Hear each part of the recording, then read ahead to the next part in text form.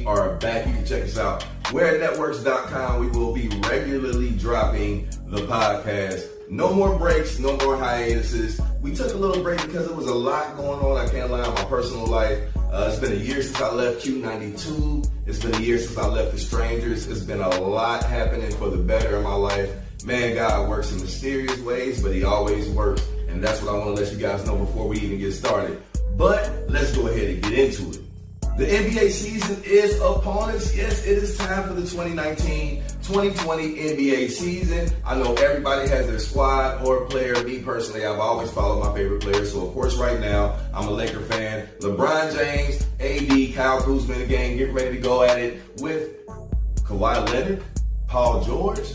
Yes, that definitely happened in the offseason, folks. We got Kawhi Leonard and Paul George anchoring things in LA also with the Clippers, and my dog Crazy Joe said they need to go ahead and get their own building. I think all Lakers fans feel that way, but that's pretty much what the NBA season is going to be about as a whole. The Battle of LA, I honestly believe that the next NBA champion will come out of Los Angeles. But there's a lot of other teams that have these dynamic duos, and they may have something to say about that. Golden State is still very much so a threat. Then you have Milwaukee, of course. And now the combination of James Harden and Russell Westbrook, it's either going to go one or two ways.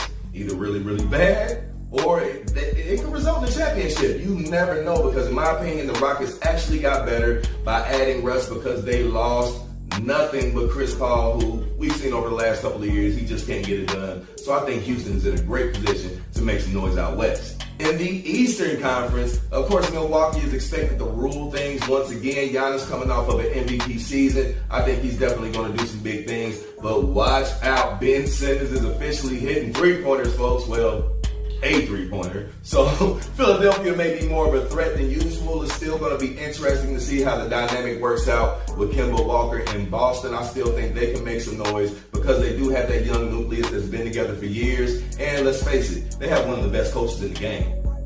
My predictions in the NBA this year, I think it's pretty standard. A lot of people believe what I believe, but at least I like to think that it doesn't really happen that way. Especially if you're in a strictly sports and hip-hop group, I want to salute everybody in that group. Everybody from Guilt Bell to the Real Rice, Rod Logan, the co-creator of the group with me. Crazy Joe Simmons always holding it down. Buggy in due time. Salute to everybody in the group, man, that's holding it down. I know everybody got their NBA predictions. Here's mine. NBA champion, the Los Angeles Lakers. I got a feeling, y'all, if AD can stay healthy, I mean, at least give us 70 games in the regular season and play a full preseason, it's going to be impossible to stop him and LeBron down the stretch. Can you imagine a close game with AD and LeBron on the same squad, and you got to stop that? It's going to be too much for most teams in the NBA. NBA MVP! My choice for MVP this year, man, it's hard. I really think that LeBron James is going to get his 5th MVP this year. The pressure is not on him as much as it's been in the past. To be honest, he's going into this season for the first time, not people doubting his championship pedigree, but people actually doubting his physical ability to still play basketball at a high level, even though he put up 28, 7, and 7 last year in Los Angeles. They still think that was a fluke and it was a horrible season, which actually it was. But I think LeBron's more motivated than ever, and with AD as a weapon and Kyle Kuzma coming into his own and the other weapons and the length that the Los Angeles Lakers have, I think it's going to be pretty easy for LeBron to get that MVP this year.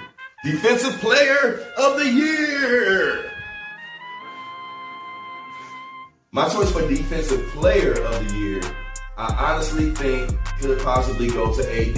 And I'm not just saying this because I root for the Lakers and I'm a Laker fan. I'm just letting you know I expect a breakout season from this dude because he's had his fair share of naysayers talking about him too, and they forget he can easily go out there and get you 3 to 3.5, 4 blocks a game, along with his 30 points and 12 rebounds and whatever other ungodly numbers he's going to average this season. Most Improved Player. I think this could honestly go 2 different ways. I think Dwight Howard, also a Laker, has a chance to actually step up and do some big things off the bench this year. If they put him in the starting lineup, the Lakers have so much flexibility. I think Dwight Howard could really do some damage this year. Second, it could be a wild card. It's probably about 4 or 5 different players that can run for that most improved, but that's the thing about the most improved player. A lot of times it's a player that you never expected. That's why the award is there. NBA Finals MVP! NBA Finals MVP. Okay, this is a tough one because I have the Lakers versus the Bucks in the finals. Let's right, LeBron going right up against the Greek Freak, along with AD, along with everybody that they got over there with him. It's just going to be crazy. I think the Lakers are going to win it, and I'm calling LeBron James and Anthony Davis co-MVPs for the NBA Finals. I don't care if you screen record me saying this and you want to play it back later. Darrell Rice, Strictly Sports and Hip Hop. I don't care. You can do it. Book it. Co-MVPs, AD, LeBron. Lakers going to win the chip, baby. Sixth man of the year. Once again, that could be a Laker. But, in my opinion, I think Mo Williams, man. Or Lou Williams, my bad. Lou Williams from the Clippers. It doesn't get better. Like, he's kind of locked into that sixth spot for a reason. The guy's instant offense. You can bring him off the bench when your starters go sit down, man, and he is going to still get you anywhere between 18 to 25, 26 points per game if he wants to. And that's pretty much my NBA predictions for this upcoming season. Once again, you can hit us up. It is the On Deez Podcast. Check us out on Facebook at On Deez Podcast. Same thing on Instagram and Twitter. And guess what? We're on Wair Networks. WairNetworks.com. This is Deez signing off for the sports report for this week.